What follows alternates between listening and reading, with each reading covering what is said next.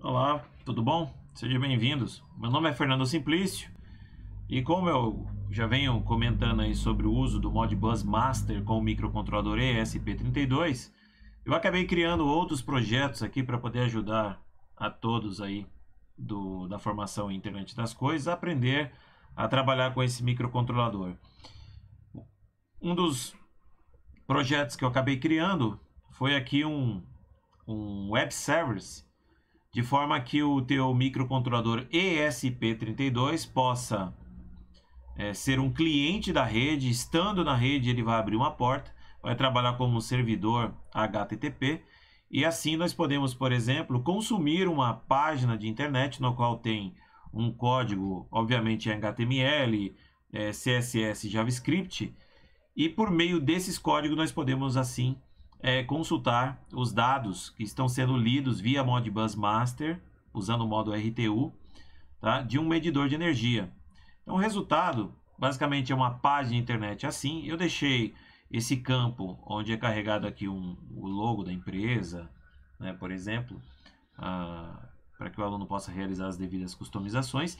E esta página de internet que está aqui é a página no qual está sendo consumida internamente dentro do microcontrolador, né? E aqui são apresentados os valores, no caso do total da energia consumida desse medidor de energia, né?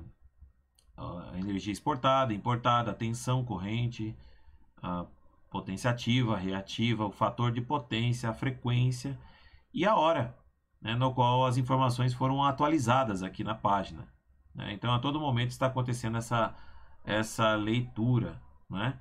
E isso acontece porque no código do dispositivo Modbus nós fizemos aqui um mapeamento em memória de todos os endereços de offset, né, desses registradores que são feitos do tipo Loading Register, né, Loading Registers.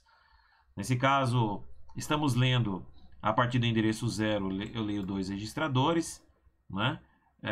Aqui nós passamos o endereço de offset do mapa em memória, no qual essas variáveis, no qual esses registradores das quais foram lidos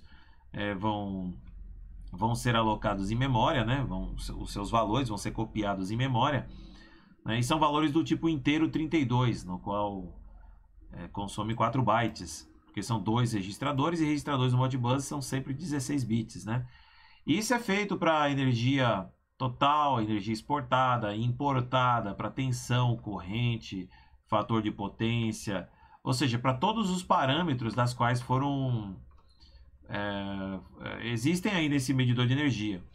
Nós podemos trabalhar de outras formas, né? Como por exemplo, eu posso fazer a leitura de um bloco de memória, né? Então, você necessariamente não precisa ler uma única variável, né?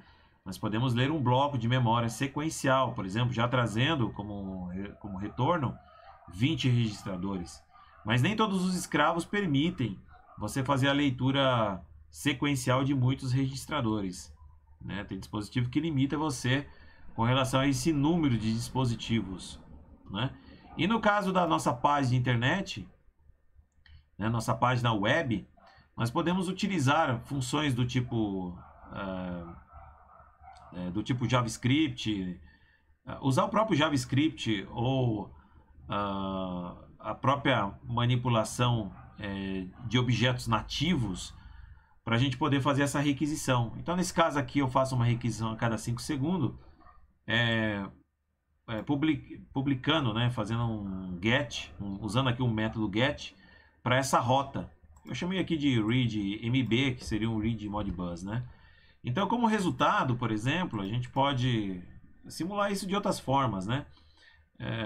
Eu vou fazer assim, eu vou abrir aqui um terminal, né? Vamos utilizar aqui o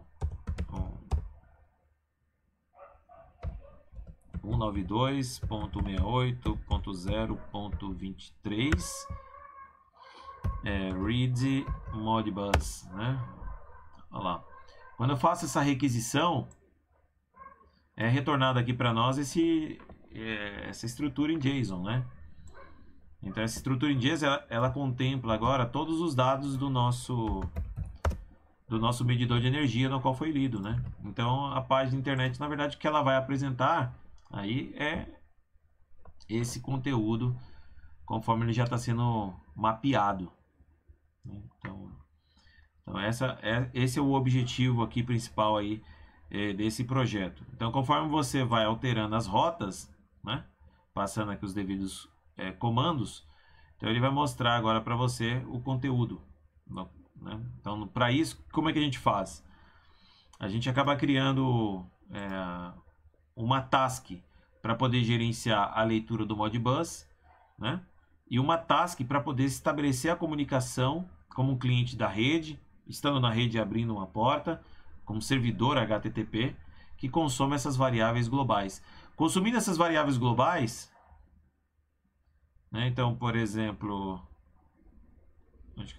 aqui, ó, consumindo essas variáveis globais, o único detalhe que a gente tem que se atentar é porque, como o mapa de memória no qual é armazenado esses dados que foram lidos são globais, então nós precisamos criar um setor crítico, né? A própria documentação da Expressif, ela recomenda que nós façamos isso, porque esses dados estão sendo acessados por duas tasks. Nesse caso, uma task que está lendo os registradores e uma outra task no qual está escrevendo nesses endereços de memória, né? Então nós precisamos determinar aqui um setor crítico para que o scaler, né, do FreeRTOS, que é o sistema operacional que está aqui por detrás, não venha a fazer troca de contexto, né, e passar lá o controle para a task de escrita, né? Então, nesse caso, é preferível que nós venhamos a fazer uma cópia dessas variáveis, porque a todo momento a gente vai ter que utilizar para montar o nosso pacote de saída. E esses pacotes de saída, ele pode ter comprimentos variáveis, né, ou variados, né? Tudo depende do tamanho da informação de entrada. Nós podemos muito bem contar, porque aqui são variáveis do tipo 32 bits, a quantidade de caracteres já é delimitada, né? Tudo bem? Mas nada impede de você montar uma estrutura, né, usar lá o SNPrintf, com o objetivo inicialmente para você poder calcular o tamanho da string de entrada, né? Sabendo o tamanho da string de entrada, né, a ser formatada, a ser utilizada, você pode fazer uma alocação dinâmica em memória, né? Então, obviamente que para as aplicações é preferível realizar a alocação estática. Você corre menos risco de fragmentação de memória, né? Mas quando você tem uma aplicação no qual ela delega o consumo de buffers, né, para fazer buffer HTTP, buffer MQTT, buffer para você poder armazenar suas strings de forma temporária, enfim. Então você pode muito bem alocar e desalocar utilizando as funções nativas do FreeRTOS, né? Não podemos esquecer disso, porque essas funções é as que fazem o acesso ao malloc customizado, né? Dependendo do modelo de alocação de memória adotado pelo seu SDK IDF. No caso é o modelo 4, 5, são os modelos otimizados, tá? Então tá aqui, ó, vport malloc. Então a gente faz a alocação, ó, deste buffer que é desse tamanho, né? Temos que garantir o nulo, porque o SNPrintf ele vai contar a quantidade de caracteres do qual nós temos aqui, né? E a gente acaba alocando mais um por causa do nulo, né? Verificamos se a alocação é válida, né? E em seguida a gente, se não ocorrer nenhum tipo de problema, a gente reserva, né? Aloca o buffer em memória, usando aqui, passando aqui o endereço do buffer, prepara aqui o nosso JSON e faz o envio lá, netcom write, né? Envia para esse socket. Esse socket é o handle de conexão entre cliente e servidor, né? O cliente se conectou ao servidor. O servidor não tem como localizar o cliente. O servidor só toma conhecimento quem é o cliente a partir do momento que o cliente se conecta ao servidor.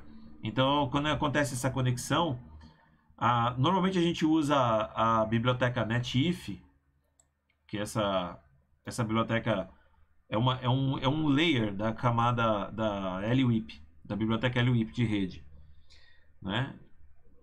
E aí, nesse caso, ela é mais simples de ser utilizada, né? E aí, nesse caso, nesse socket específico, você manda o buffer que é desse tamanho, né? Que aqui você passa a quantidade de bytes do vetor. Então, a gente usa strlen porque a gente formou uma string. Já reservou lá os comprimentos, né? E o snprintf vai formar uma string.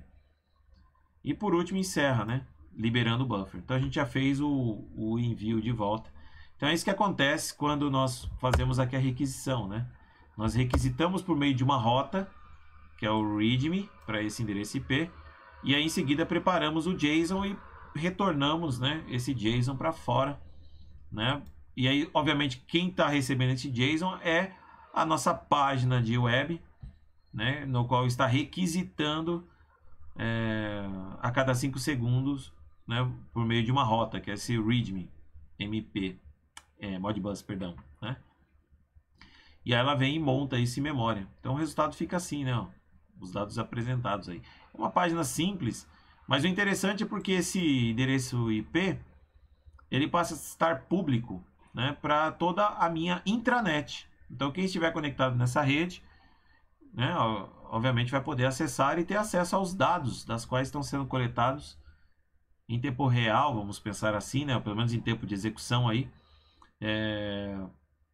de um determinado equipamento. É bem interessante essa questão, beleza? Espero que tenha gostado aí desse vídeo, né? Lembre-se que nós estamos lançando novas aulas aí para formação em internet das coisas, né? E já preparei vários projetos bem interessantes para você poder aprender a trabalhar com Modbus RTU Master Slave, usando o STK IDF na versão 4.2, 4.3, versões superiores, ok?